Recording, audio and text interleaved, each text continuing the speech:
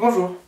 Alors aujourd'hui je ne vais pas vous présenter ce caillou dans son intégralité, mais uniquement des petites structures qu'on voit ici, qu'on appelle des oncoïdes.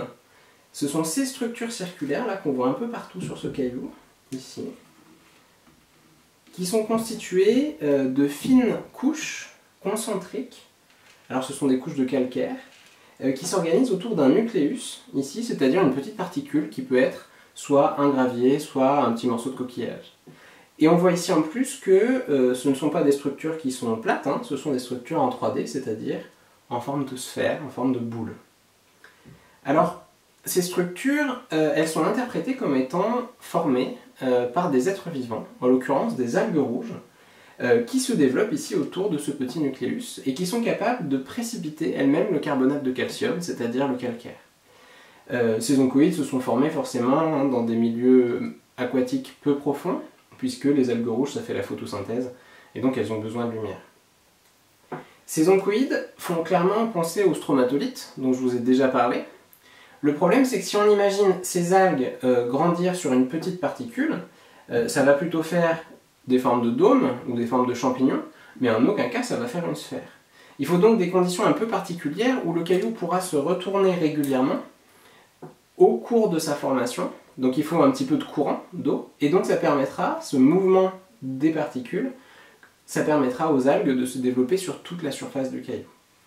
Alors ces oncoïdes, je les ai prélevés en Provence, dans des roches sédimentaires qui datent du Crétacé supérieur, à une époque où la région était complètement recouverte de grands lacs, ce qui est donc compatible avec le mode de formation que je vous évoquais il y a 2 minutes, c'est-à-dire une tranche d'eau relativement faible et un petit peu de courant qui va permettre de faire tourner tous ces éléments-là. Alors, c'est pas difficile de s'imaginer ce genre d'environnement au Crétacé, mais c'est toujours un petit peu frustrant quand on ne le voit jamais dans la nature actuelle.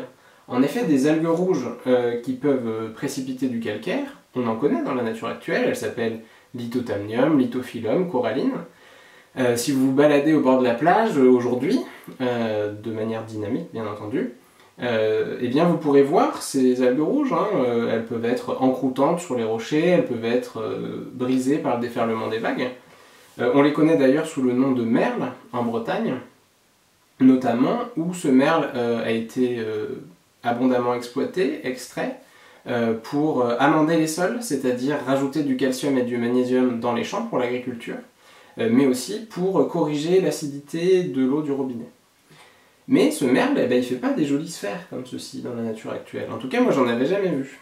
Et il y a 2 ans, il y a un ami biologiste qui m'a dit « Viens, on va faire de la plongée dans une calanque de la Côte Bleue en Méditerranée et regardez ce qu'on a trouvé à quelques mètres de profondeur dans cette calanque en plongée. Ce sont des algues rouges. Il y a plusieurs espèces, Lithotamnium, Lithophyllum, avec quelques aspects un petit peu différents, mais qui se forment en forme de boule.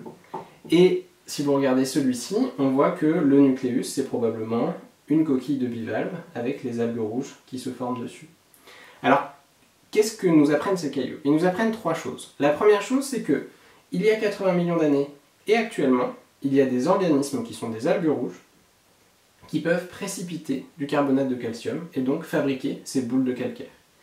Si on est dans une zone, comme dirait Boucle d'Or, ni trop agitée, ni trop calme, eh bien en fait, les particules vont pouvoir être roulées sur le fond de l'eau, et donc former ces oncoïdes, c'est-à-dire ces structures sphériques, au fur et à mesure de la croissance de ces algues rouges. Et la troisième chose que nous apprennent ces cailloux, en tout cas ce que m'apprennent ces cailloux, c'est que quand on essaye d'imaginer des processus sédimentaires, eh bien parfois c'est difficile, parce que tout simplement on n'est pas des poissons, on est des animaux terrestres, et donc on peut avoir éventuellement du mal à s'imaginer des processus dans des milieux qu'on ne côtoie pas tous les jours. Et c'est pour ça qu'aller faire de la plongée, ça peut être très utile pour voir et comprendre beaucoup mieux des processus sédimentaires qui sont exclusifs au milieu aquatique. Bonne journée.